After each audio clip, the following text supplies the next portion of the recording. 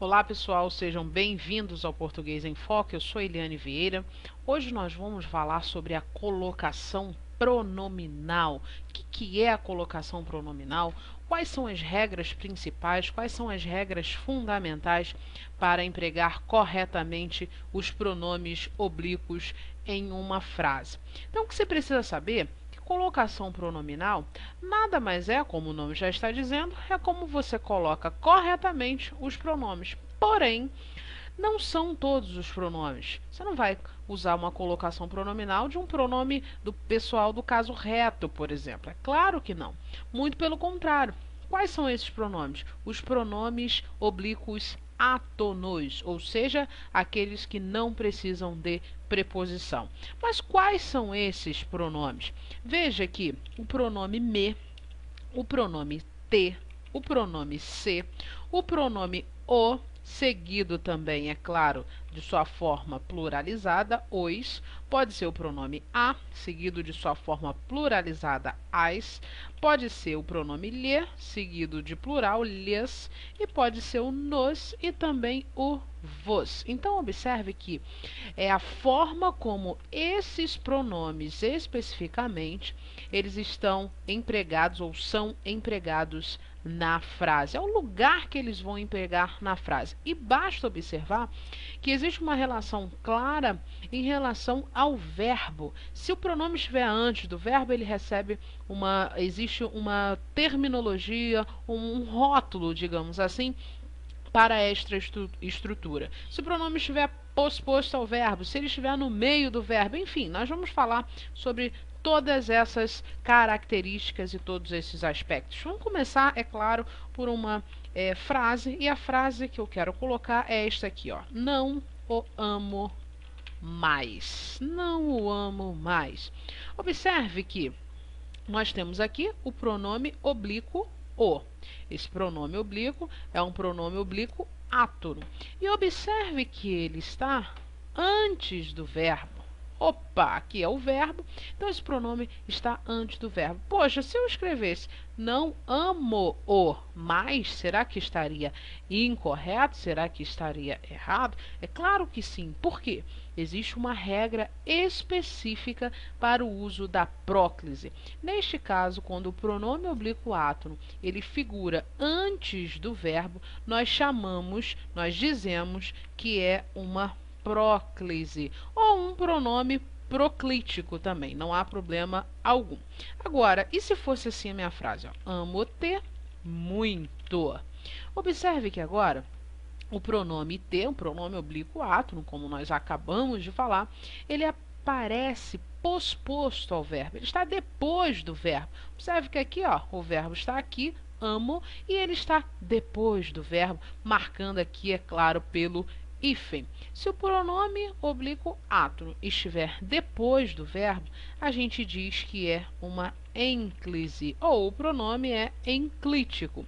Agora, observe essa estrutura, ó. Amar-te-ei para sempre.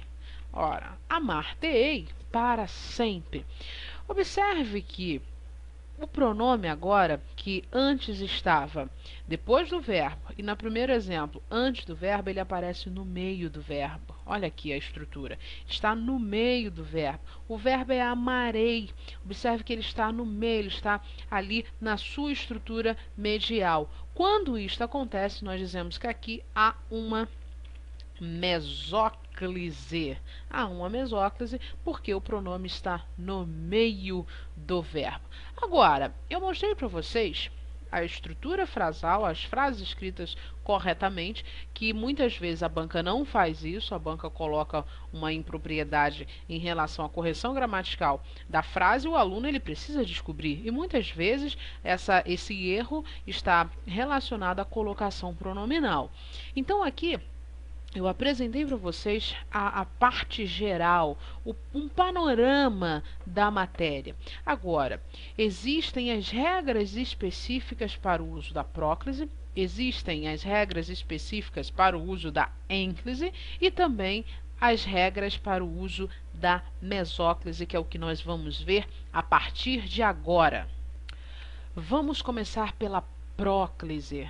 Primeira regra em relação ao uso da próclise é a seguinte, olha, antes de pronome indefinido, antes de pronome relativo, antes de pronome interrogativo ou pronome demonstrativo, você vai usar a próclise. Vamos ver um exemplo. Se eu falasse assim, ó, a questão a que me referi foi esta.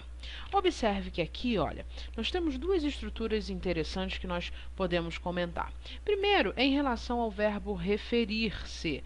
O verbo referir-se é um verbo pronominal, é um verbo transitivo, indireto, pronominal.